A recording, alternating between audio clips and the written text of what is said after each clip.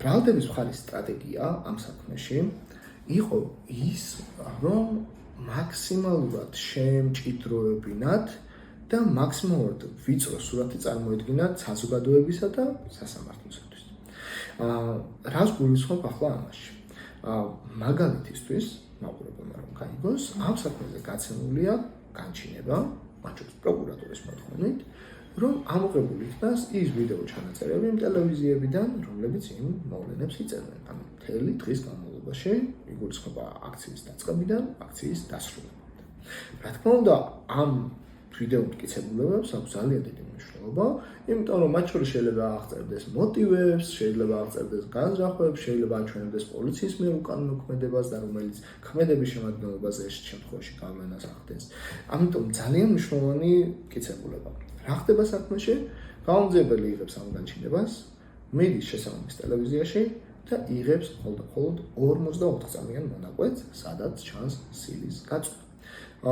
ნათელი რომ იყოს, ეს არის ჯერ ერთი რომ განჩინების მოცემულობის დარღვევა, იმიტომ რომ განჩინები, როდესაც გავალდებულებს რომ ამოიღო მთელი დღის ჩანაწერები, უნდა ამოიღო მთელი დღის ჩანაწერები, შენ ეს დისკრეციული ნაწილი არ არის.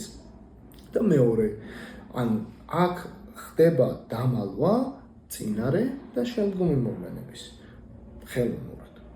ამას დავუმატოთ ის, რომ მათი მხრიდან არ მოხდარა არაპოლიციელი პირების გამოკითხვა და შესაბამისად საქმეში ფაქტობრივად ბრალდების მხრიდან არ აყავს წარმოდგენილი არც ერთი არაპოლიციელი მოწმე, არ იგულისხმება ექსპერტები და სხვა საგამოძიებო მოქმედებებთან დაკავშირებული პირები.